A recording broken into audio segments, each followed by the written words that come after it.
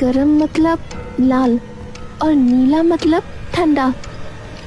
मंदिर का दरवाजा देखते ही देखते अपने आप खुल जाता है। मुन्नी जैसे ही अंदर घुसती है तो सामने का नजारा देखकर दंग रह जाती है। उसकी आंखों के सामने एक छोटा सा तालाब था जिस पर एक बर्फ की परत चढ़ी हुई थी और उस पर एक इंद्रधनुष बना हुआ था। इंद्रधनुष? गांव वाले कह रहे थे कि खजाना इंद्रधनुष के नीचे है। मुन्नी दौड़ती हुई उस इंद्रधनुष के पास गई और जैसे ही उसकी नजर इंद्रधनुष के नीचे जमे हुए तालाब पर पड़ी, वो एकदम से पीछे हो गई। ये लोग कौन है? यहाँ कहाँ से आए? मुन्नी दौड़कर बाहर से कुछ पत्थर इकट्ठे करके अंदर ले आती है।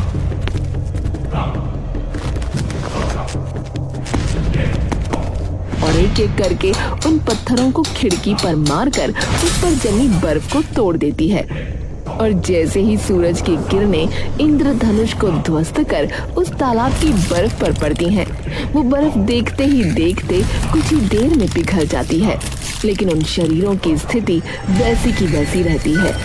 बस उनकी निष्क्रिय आत्माएं एक एक कर मुन्नी के सामने आकर खड़ी हो जाती हैं।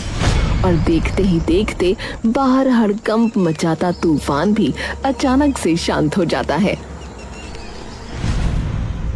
नहीं नहीं बेटी, डरो मत। तुमने तो हमें मुक्त किया है इस जगह से। आप कौन है? और ये लोग कौन है? और ये मंदिर? इस गांव के कुल देवता हिमावन का मंदिर है ये। कई वर्षों पहले यहाँ एक बहुत भयानक बर्फीला तूफान आया था जिसमें मैं और ये लोग यहीं फंस गए। सबने खूब गुहार लगाई लेकिन मदद के लिए कोई नहीं आ सका। और बस तब से ये लोग भी और मैं भी यहीं हैं।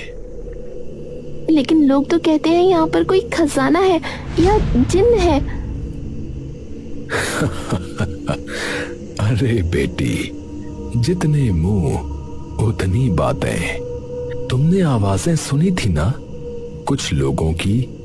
हाँ। मुन्नी के चेहरे पर एक बार फिर से मायूसी छा जाती है। मतलब यहाँ कोई खजाना नहीं है? क्या हुआ बेटी, एकदम से इतनी उदास क्यों हो गई? मुन्नी पंडित जी को सारी बात बता देती है।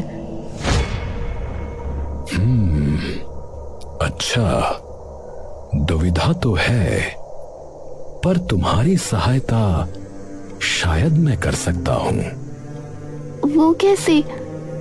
मंदिर की दान पेटी में जो पैसे हैं वो तुम ले जाओ बेटी। पर ये पैसे मंदिर के हैं।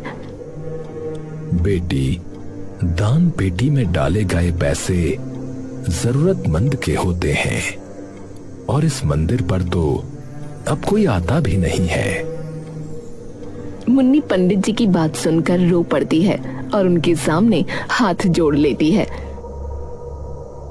आपका बहुत बहुत शुक्रिया पंडित जी, आपने हमारे परिवार को बचा लिया। पर पंडित जी, तालाब में पड़े उन शरीरों का क्या होगा? बाहर तूफान थम गया है तो गांव वालों को बुलाकर हमारा अंतिम संस्कार करवा दो। बस इतना ही बहुत है बेटी, क्योंकि अकेली तो तुम भी नहीं कर पाओगी ये काम।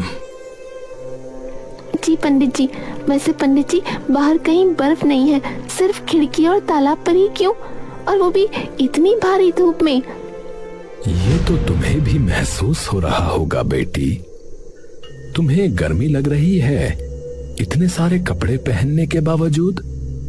मुझे तो जरा भी गर्मी नहीं लग रही।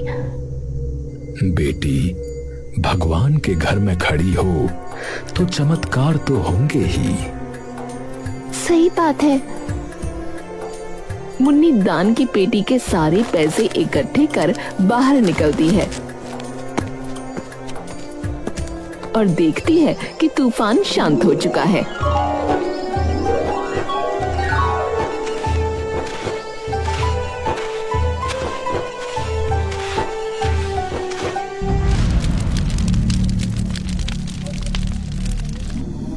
शेरनी अगले दिन अपने पिता को अस्पताल में भर्ती करा देती है।